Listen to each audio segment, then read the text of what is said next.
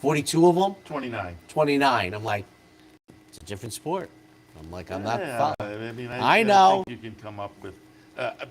It doesn't bother me necessarily, but I do think. Let me ask you this question. Outside of Saratoga, do you follow it? I would. I do. Okay. Yeah, I actually do. I like the steeplechase. They have the big day down at Fairhill, Park, right? Yeah, that's the other thing. That's the only thing I know about steeplechase. They have a but big the early meet. part of the season, South Carolina. Yeah, but I don't watch. They used to have a big day down in Tampa too. That disappeared, unfortunately. But yeah, so it was Irod Ortiz, jockey, Todd Pletcher in a tight one over Chad Brown, 108-95. He becomes the trainer, and Jose Gomez, the New York apprentice. And the one thing I said years ago, because Apprentice seems to be the only other place where they abstain. And the year that Drayden Van Dyke won it, I'm like, he's at Santa Anita. How are you not following this meet? I mean, it's not like he's at Mountaineer. He's at Santa Anita. I'd like to see him somehow change the apprentice so people looked at the year preceding them losing the apprentice maybe. It's a funny category where you're really comparing apples to oranges. With some apprentices have almost a whole season. Some you're looking at only 6 months. It's a funny category. And we talked about how little coverage there is nationally, like in local papers. How do they get 240 voters? Well, it's the National Turf Writers and Broadcasters. Well, there's no turf writers. Daily Racing. Well, that's why they added. It used to just be the National Turf Writers. The organization a few years ago became and Broadcasters. Daily Racing Forum, and then Racing Officials are the third group. So fewer racetracks. Interesting. Great day of racing. Kind of perks up January. What's it, about 7, 8 years old now? Yeah, that's on. Arrogate, right? Yeah, he was the first one. Let's kick off Gulfstream Park in their tremendous Pegasus Day before they come on our air at 9:50. The opener, mile on the turf, Fillies and Mares. 3, 5, 2, and 10. I'll put Watch It on top. Todd Pletcher, trainee. Laid off from March until the middle of December. Came back and broke the maiden with a nice effort. You would think this horse will be able to move up into this condition and follow that up with a nice effort. Second spot on Alert. The Shug trainee comes out of a couple of stakes races last March and April. So the question mark for this one will be, can this horse come back and be as successful in return as Watch It was a few weeks back? But on Alert, certainly what we've seen so far says that's a possibility. Probably has to move forward, but being a lightly raced 4-year-old coming off a little bit of a break, I don't think that's out of the question. And then Breaker of Change. This one hasn't been seen since December 26th of 2021. So also from a long layoff, but fired a 92 buyer in the Tropical Park Oaks when last seen. Again, lightly raced, maybe has the possibility to come back improved, but there are some question marks on all these. Interesting way to start the card. I have a 3, 5, 2, and 10. And they only take, the 16 horses. I wonder how many people had entered. They might have had like 35 entrants because they cut it off at 16 because of the saddle clause. On to the second, 3-year-olds maiden special weights, racing 7. 1, 6, 9, and 3. I'm going to put Dark Vector on top. Boltioro, we all know, good sire, first-time runners. Last year had 74 first-time starters, 12 winners, 9 seconds, 9 thirds. Really good numbers. There's a sibling called Forbidden Kingdom that won the first 2, and then subsequently over the first 5 starts of the career also included a couple of stakes. So I thought there was good win early breeding top and bottom. It's George Weaver, Randy Hill and company. We'll put Dark Vector on top. Second slot, Foxburg. By Arrogate, spent $300,000 for this one, right up the turnpike at one LRE Racing. It's our friendly Einsiler, so certainly want to root for this one. Had a sibling called Sugar Smile that won its career debut, albeit at Penn National and Maiden Claimer, but it was a debut win, so we'll throw Foxburg into the mix and then Perform in the third spot. I have a couple of first-time starters on top, but experience does count, and the Shug trainee does have some experience that matches up nicely with the others in here who have already run. So in the second, I'm going to go 1, 6, 9, and 3. You know, I know Foxburg is at Payson, but that many bullets for a Bill Mott debut runner. On to the third, 11 furlongs on the turf, optional claimers, non-winners to 2 other than. 11, 7, 9, and 1, one-night standards going out for Mike Maker.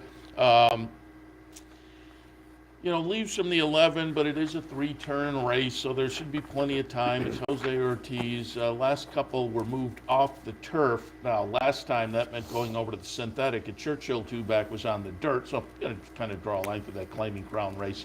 But on the synthetic last time was okay. The turf races a little further down are all right. Like a lot of the races here at Gulfstream today, this is a competitive one, so we're taking a little bit of a pop here. And again, I'm not thrilled with the outside post, but there should be plenty of time to find some position. Ready for the lady, goes out for Roger Atfield. Roger Atfield, of course, based up in Canada most of the year, and this one was last seen middle of November up at Woodbine on the synthetic. But again, you go down the page, there are some nice turf races, including the one 3-back at this 1 3/8 distance, which was a nice win in the Singspiel. So I would think this one should appreciate the trip, the distance, the surface. Ever Dangerous, coming out of a couple of mile races. That's the question mark here, stretching back out, but has done well going a little longer, a little further down the page. Irod Ortiz on board, that attracted my attention as well.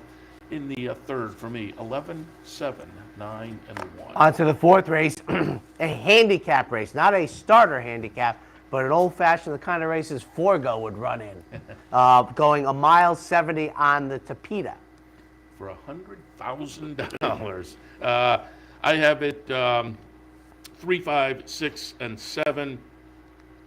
I'm going to put Cafe Society on top. Again, a Shug trainee that you go down the page, has tried Stakes Company in the past, and a couple starts back was in the Presque Isle Masters and ran a decent little second with a closing kick. Last time was off the turf over at Tampa and ran decently. But again, going back to that synthetic try at Presque Isle, I think this one's going to be interesting today on the synthetic at Gulfstream. And, again, nice, fun, competitive race, but I thought this horse, going back to that Presque Isle Masters, was worth taking a little bit of a look at. Iliogami in the second spot. Question mark here is this horse on the page is far more dirt, has no synthetic starts, does have some turf starts, but just seemed to be in some pretty good form. So I put my trust in Rusty Arnold, the trainer, to be making a crafty move, perhaps Luis Saez on board, but there is the surface question mark to be answered. Keeper of Time goes out for Brendan Walsh off some turf starts, including a stakes race last time. There is a synthetic start in the record that was a nice win right here at Gulfstream in one of these handicap races last year. I'm assuming on this day last year. Again, it was the end of January.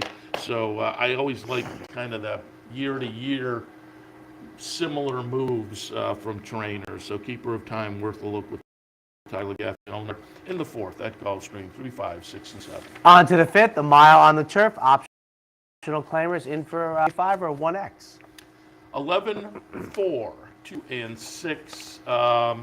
Again, not thrilled with the post position at this mile trip on the turf, being towards the outside with the 11.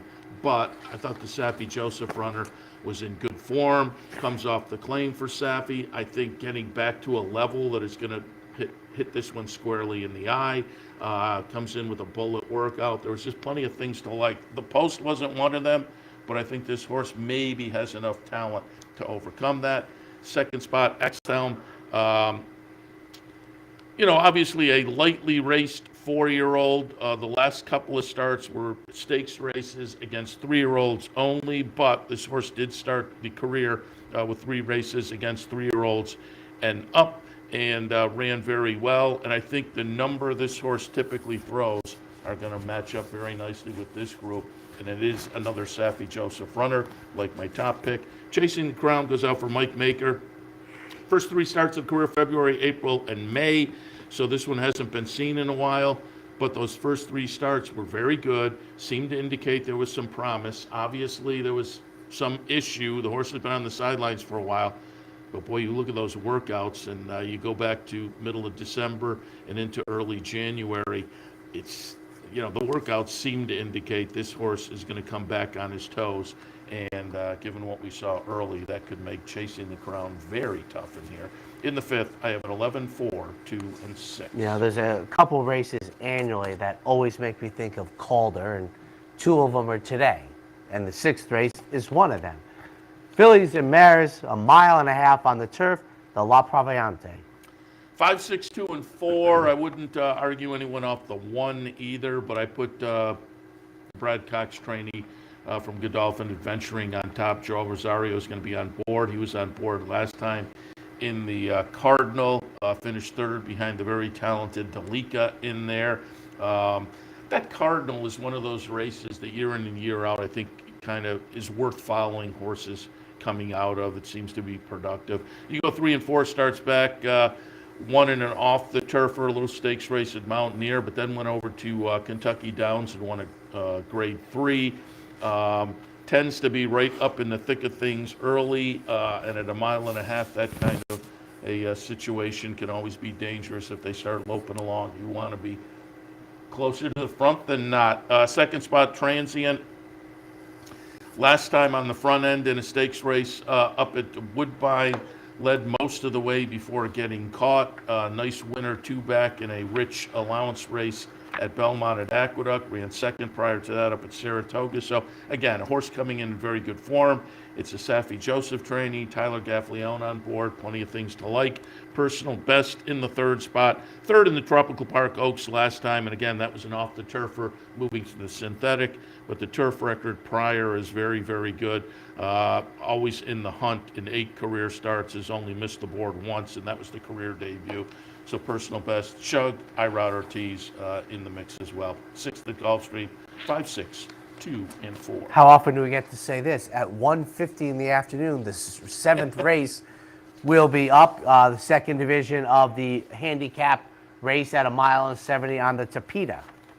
I have it 7, 6, 3, and 5. I'm going to put Summer Assault on top, going out for Mike Maker, Joel Rosario on board. Started the middle of September at Kentucky, then took a couple months off, came down here to Gulfstream. Nice win in the first start at Gulfstream, decent little second last time out. That was an off the turfer, moved to the synthetic, the race 2 back. The win was on the synthetic. So again, has experience on the surface, comes in with nice work, makes sense. Into the Sunrise in the second spot. Nice win on the turf last time for Marquez. On the move down to Gulfstream, that seems to bode well. Luis Saez is on board. And Ramsey Solution. Very lightly raced over the past couple of seasons, and that left me a little bit leery. But seems to run pretty well when the horse does get to the racetrack. Now, last time, maybe not so much, but that was over at Kentucky Downs in a rich stakes race, so I'm going to kind of forgive that. But you look down the last half a dozen or so, even with the stops and starts, they've been okay. So I think you have to have the horse in the mix. For me in the 7th, I have it 7, 6, 3, and 5. On to the 8th race, the grade 2, 7 furlong inside information. I have 4, 7, 1, and 3. You're a believer.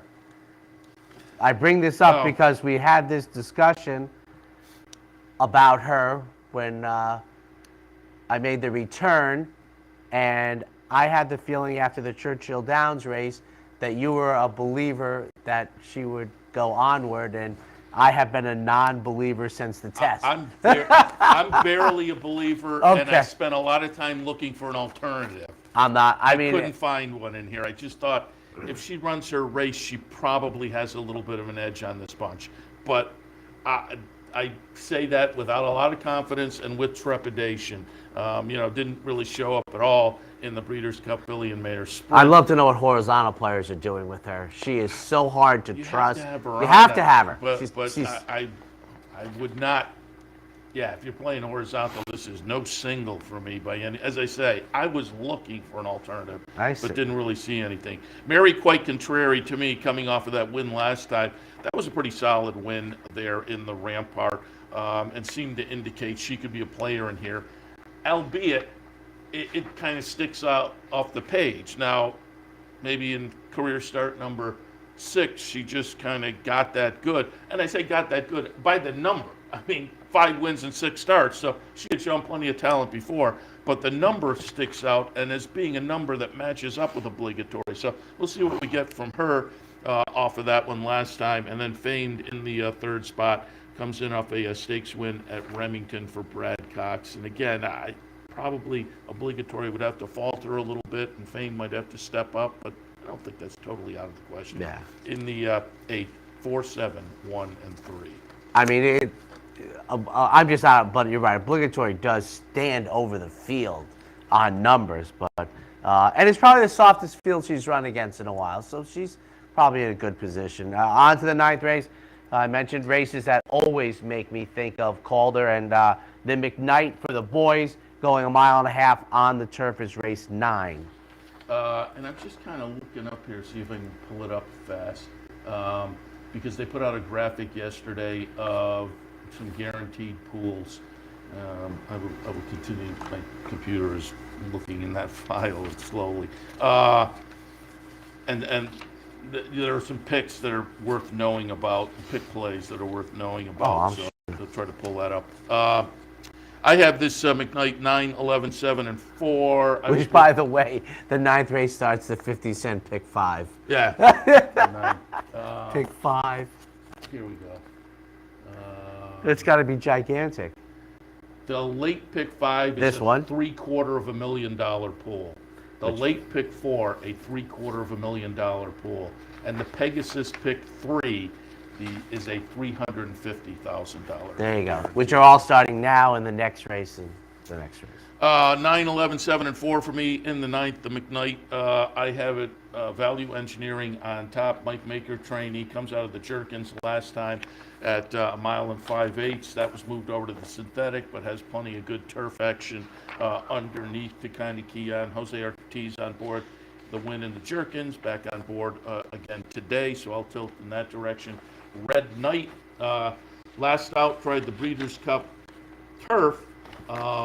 Didn't show much that day. 34-1 finished 11th, but before that in the Sycamore at Keeneland, wound up 8th, but by less than 2 lengths. And 3 and 4 starts back, nice wins in some stakes races, Kentucky Downs and Colonial. So again, the last couple, well, the last race, the Breeders' Cup. But other than that, Red Knight, I think, becomes very interesting and playable, particularly with Ira Ortiz on board.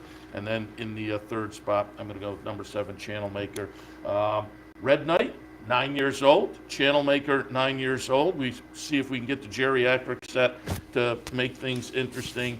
I just looked at Channel Maker with the 0 and 5 starts at Gulfstream and was not thrilled. But I think talent-wise, probably fits in here. So I put the Beaumont trainee in the mix. But again, maybe a little bit of a negative horse for a course angle. In the 9th, I have a 9, 11, 7, and 4. And on the 10th race, kicking off the late pick 4, the Fred Hooper at the dirt 1 turn, 1 mile.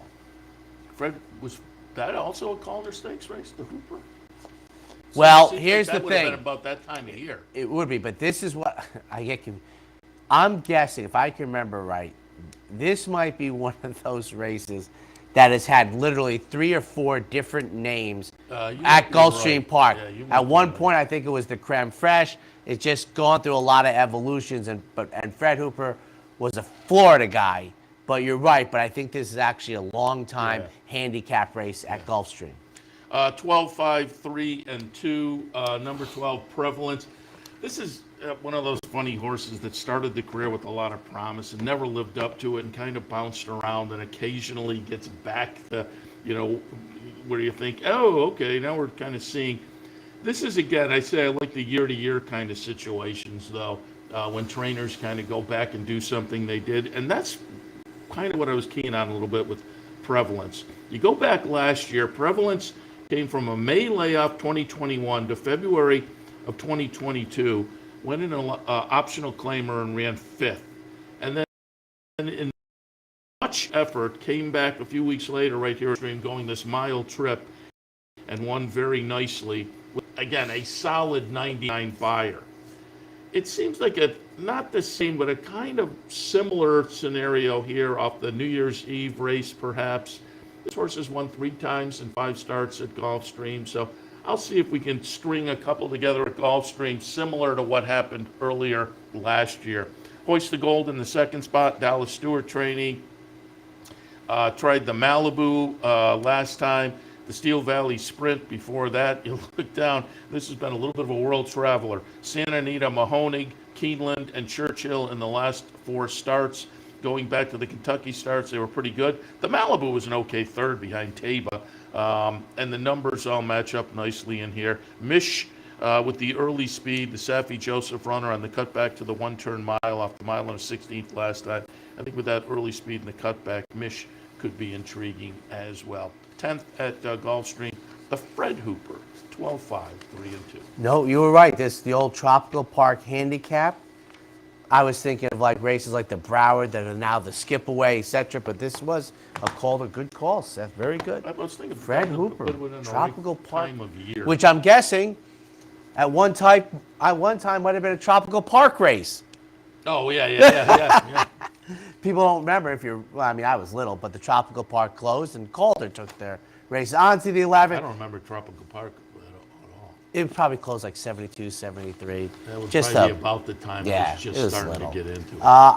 The kicking off the Pegasus races, the fillies and mares on the turf at 1 mile and a 16. And unfortunately, I remember, but you know, and people who also remember it fondly, and it's still, but Hialeah, that people talk about that track in glowing terms, and unfortunately that went away too. Yeah. 9, 3, 2, and 6 for me in the 11th, the Pegasus World Cup filly and mare turf.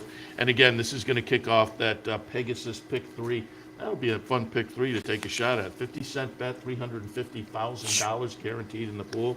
I'm going to go 9, 3, 2, and 6. I'll put Shantasara on top. Beaten favorite last time, and beaten favorite with an effort that just has you kind of scratching your head. But again, it's one of those, it's one race. Do I make a decision on one race? Now, normally I may give this situation a little more weight in that it was off a layoff. And see, did the horse go the wrong way?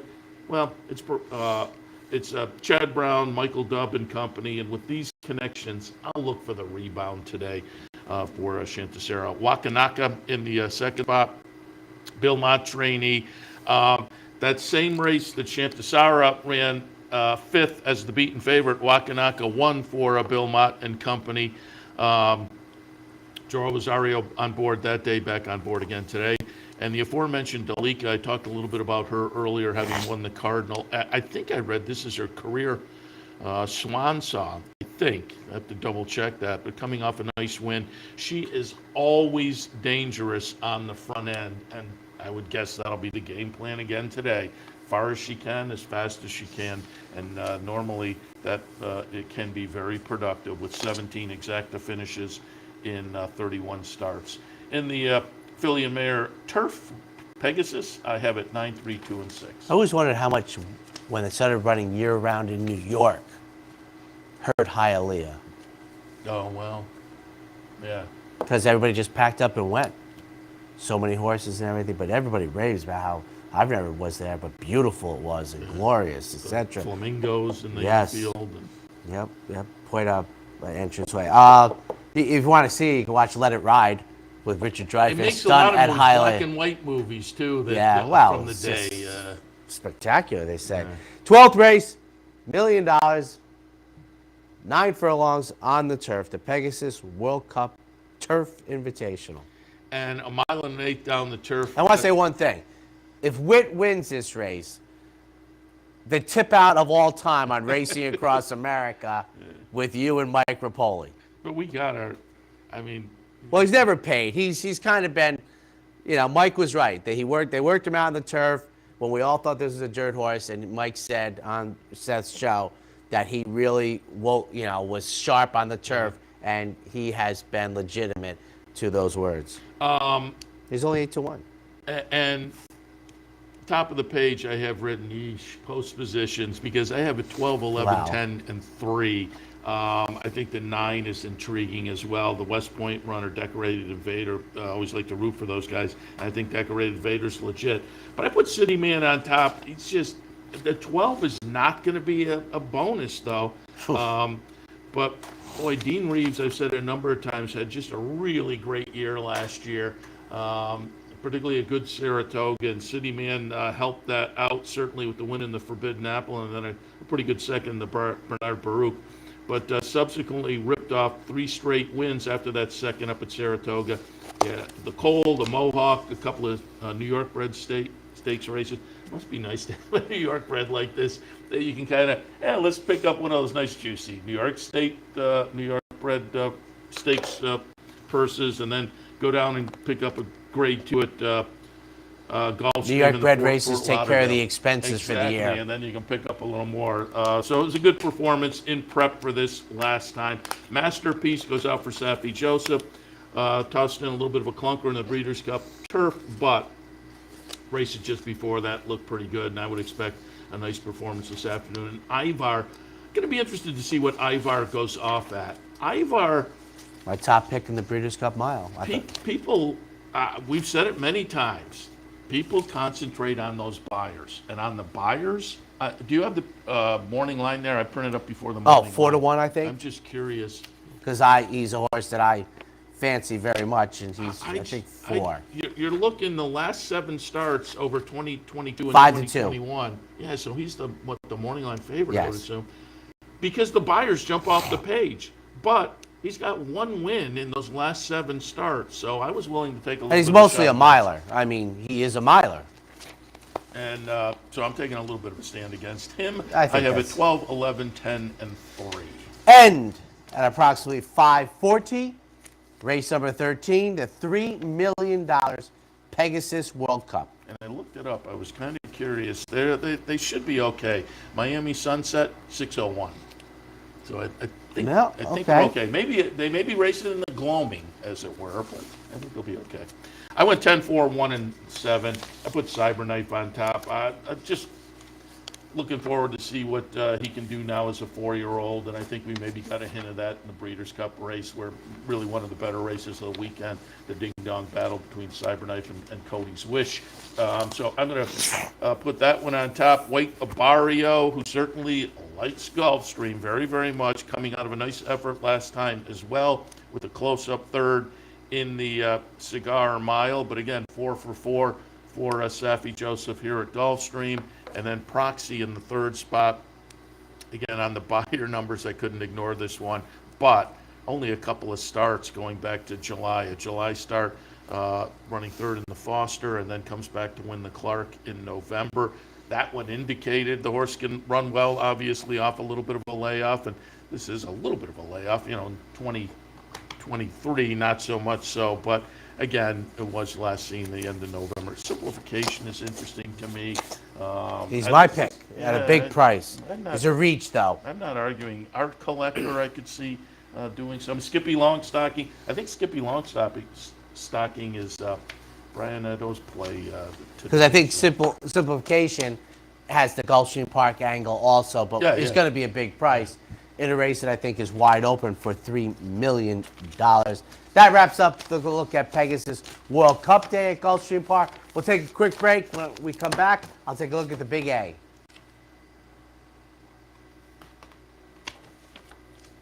Birdstone is an outside threat. They're coming down to the finish. Can Smarty Jones hold on? Here comes Birdstone. Birdstone surges past. Birdstone wins the Belmont Stakes. In front, but here comes High Chaparral. High Chaparral, the defending champ, to take it to Falbrough. These two arch rivals head to head with Joe Hart bearing down on them. It's going to be a 3-horse photo finish in the turn. Here's the wire. Photo finish. What if there was a way to become a better horse player, to have a better knowledge of the game, to be more successful? What if there were a way to take what you've learned, what you know, and make better decisions, better choices? In horse racing, knowledge is a powerful tool. Race results and replays, past performances and live streaming, Wagering from all your digital devices. Capital OTB. Become a better horse player. Capital OTB is now streaming live on Roku. The RTN Racing channel on Roku lets you watch OTB TV live through your Roku device or your Amazon Fire Stick, rather than being limited to computers and mobile devices, which means you can now watch OTB live wherever you are. Simply open Roku, scroll to find the RTN channel, then click on OTB TV. OTB TV on Roku. Try it now. Welcome back to the Handicapper's Report. I just put the Gulfstream Park Pegasus Day card to bed, but there is still plenty of racing action as well. I mentioned earlier, don't forget Oaklawn with that Southwest. They have a couple other nice stakes, but as always, Aqueduct in the mix for us. Anthony will take a look at that, and we'll kick it off. The opener maiden specials going 6.5. And 4.75 will kick it off for me. I think there's some other firsts that'll take more attention, but Big Elm for Barry Schwartz and Manny Frank, an offspring of Ken Theros, who was an outstanding precocious stallion, makes the debut today at 3 with Lasix. For second, the outside horse, number 7, Treaty Obligation. Chad Brown's runner for Klarovich, the offspring of McLean's Music, I think will draw much attention. And for third, number 5, Registered, David Donk's second-time runner, ran better than odds, was runner-up at 10-1 on debut. That was in the slop. 4.75 in the Big A's opener. We take a look at some conditional claimers in the second race. $25,000 tags, non-winners of 3 lifetime the condition, and 7 furlongs is the distance. And tough for a Yankee fan to say, but 7.32. Fenway gets my top pick on the outside. They're adding blinkers, second time off the claim. Good early speed from the outside.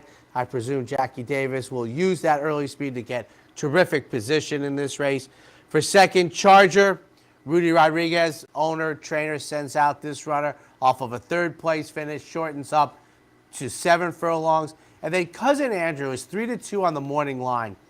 Seth, you have to go back to the 11 races to find a dirt-fast race for Cousin Andrew, which was a good effort in October of 21 at Belmont, finishing second.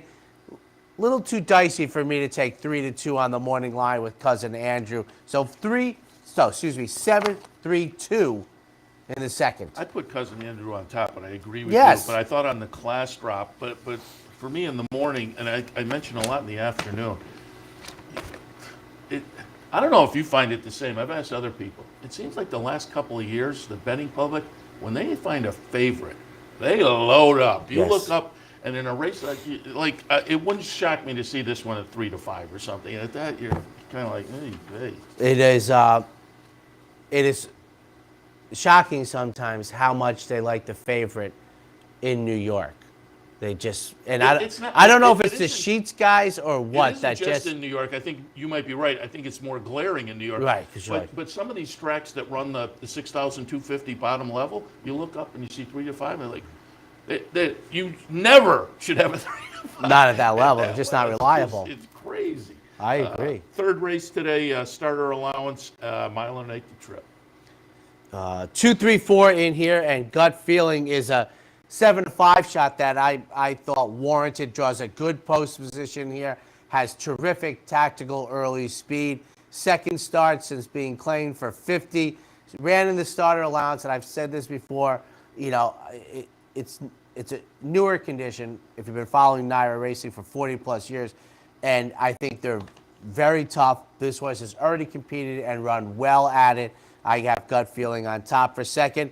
Achilles heel, and this would often have been the type of horse I'd go to first, but I think this level is a reach a little bit too far. I'm surprised he's back in. He's 10-1 for Rudy, and for third, number 4, Curbstone, coming off of an impressive victory. Those were claimers restricted, now starter allowance, 2, 3, 4. Fourth race this afternoon, we're looking at state-bred maiden claimers, and they'll go 3/4 of a mile. And I am 9-8-4 here, going to the outside. Derwin's Painter, making the second career start as a 3-year-old, gets Lasix today.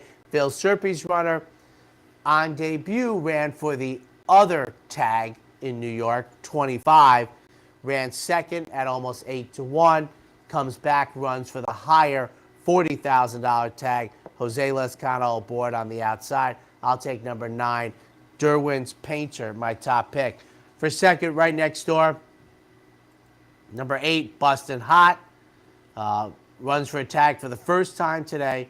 Gets Lasix for the first time as a 3-year-old.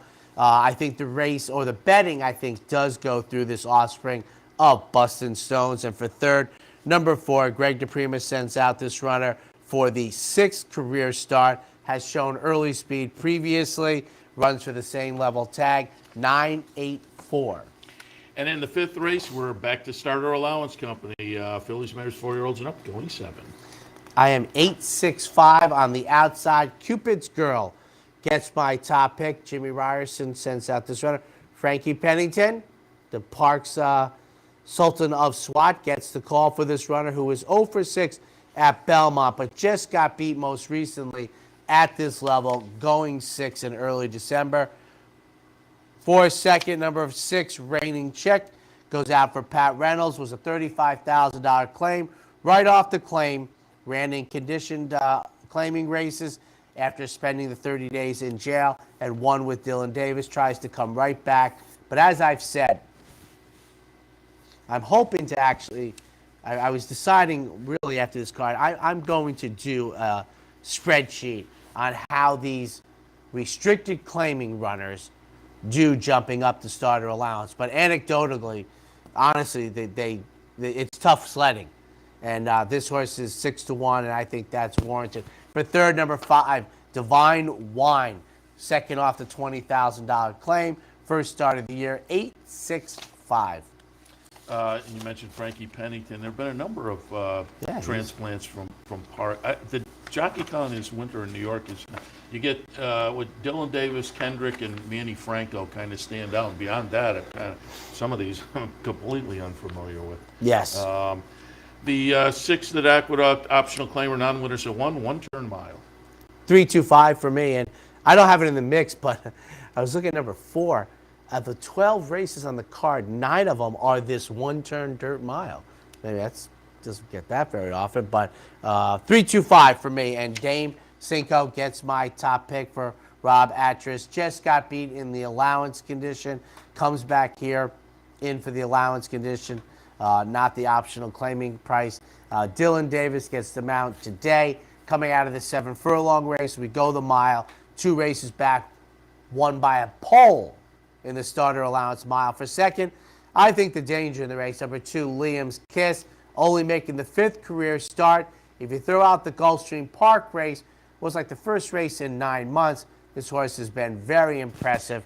For third, number 5, Manchi Girl, going out for Mark Henning, coming out of stakes action, 325 in the 6th. And 5 is ridden by Jason Hueyas. Speaking of jockeys, there was a nice profile. I was trying to pull it up. Maybe it's on the NYRA website. But I want to say he's like 31 years old and just kind of getting the career underway. And the theme of the article is kind of like, hey, you can always get something. Never too late. Yeah, never too late. 7th race at Aqueduct, stakes action at Toboggan, grade 3, 150K, 7 furlong. And it used to be the prep on the inner to get to the Carter, to get to the Met. The last time a fleet won a race, it was the Toboggan. 826. Little Vic, my top pick, going out with blinkers today after just getting beat in the Gravesend on the eve of New Year's Eve. For second, number 2, Pirate Rick. A huge run we are on, and now almost like Goodnight Olive after consecutive allowance races. We're going to try stakes action for Norm Cash. And for third, Repo Rocks. Jamie Ness's runner off of a 2-race win streak, ships in from Parks, but 826 in the Toboggan. I just found it from a few days ago. It's Dave Brannick in the racing form. People are going to pull it up. 30 years old, married, a couple of kids, so good for him. 8th race at Aqueduct today. Usually the life equation you get out of riding horses. Not into it. State bred allowance for the ladies, going 3/4 of a mile. And we'll get you the Gulfstream folks. 3, 4, 8. Try it again. I've said this all since Saratoga, folks. The layoff lines, I don't care about anymore. Off a year and months, breaks the maiden, now gets Lasix, takes on winners. I'm on the outside with the offspring of Bust and Stones. Royal Currency, who broke the maiden in the 11th career start, and then first time versus winners was competitive on January 6th. And Fancy Feline, Jimmy Bond's runner off since November, 3-4-8 for me. And in the ninth at Aqueduct, we're looking at state bred maiden specials. Again, that 1 turn mile. Yes, 10-5-3 in here, and Maker's Candy gets my top pick. Second career start for the offspring of Twirling Candy. I'd sign up for 6-1 now. For second, factually correct. Rudy Rodriguez runner makes the 4th career start, never off the board, gets Lasix. And then number 3, Todd Pletcher's runner, Bourbon Chase, never off the board, makes the 5th career start. 10-5-3. And I think this is an example, as I said, where these 1 mile races have become the route races of the meet. It just seems as if those 1 mile races have become the long distance race of the inner dirt track season. And I'm looking at the Gulfstream feed here on my computer. They still have the graphic up with the guaranteed pools. And a reminder, late pick 5 today at Gulfstream, $750,000 guaranteed. The late pick 4, $750,000, and the late pick 3, or the Pegasus pick 3, with those last Pegasus races, $350,000. Hey, Dino, 2-shot. And just before we do wrap it up. Maybe not. Just before we do wrap it up, the Southwest, again, I have a 2, 6, 8, and 3 Corona Bolt on top. I'm taking a little shot. The favorite is clearly going to be the Baffert horse. I mean, even money on the morning line. And we don't have time for today, but they have to make a decision on the Baffert horses. Yeah.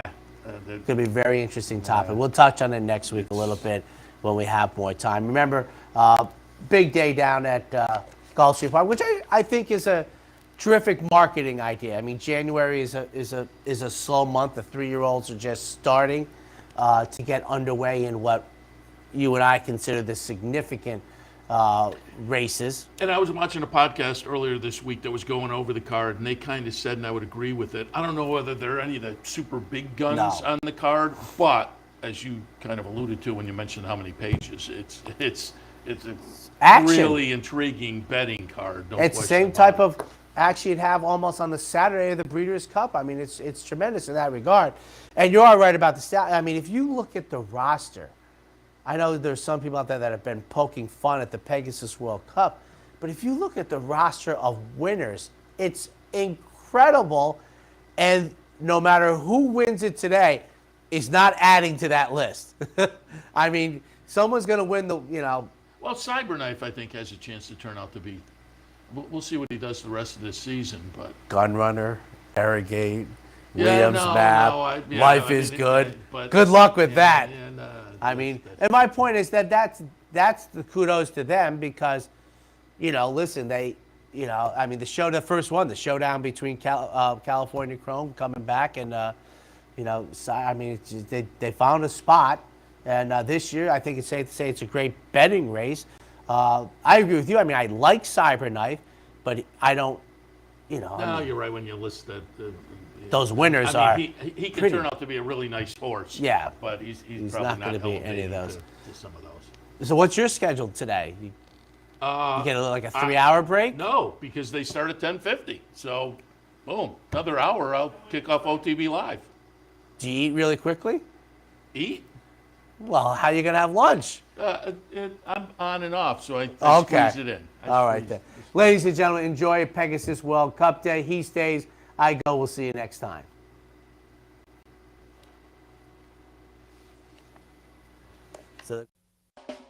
You're watching OTB TV, a service of Capital Off Track Betting.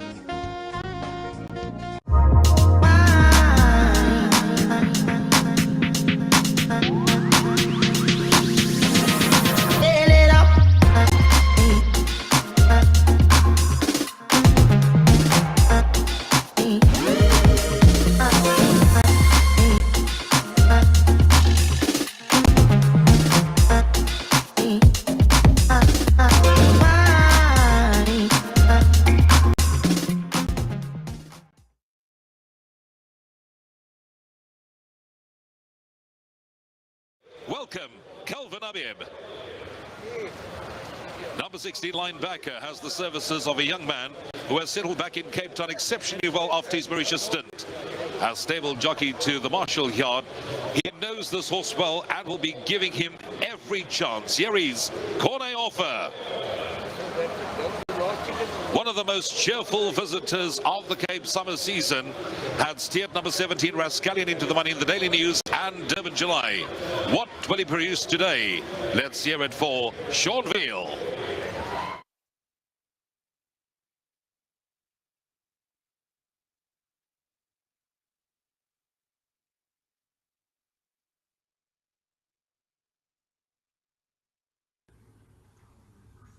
We'd like to thank Gulfstream Park for their sponsorship of this program and some of the other programming and events here at Capital OTB throughout the championship meet. The Gulfstream Park Championship meet runs now through the early April Florida Derby weekend, featuring high-quality racing throughout. Once again, we'd like to thank Gulfstream Park for their sponsorship.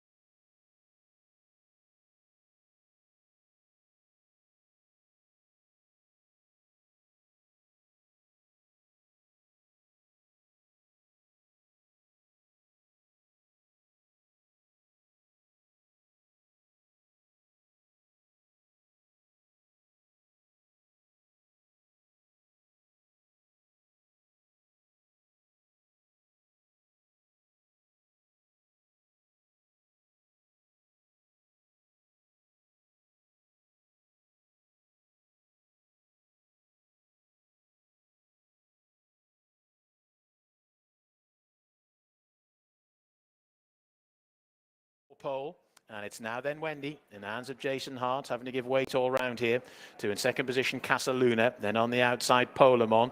Berkshire Breeze has been in wide channel throughout, De Kratz and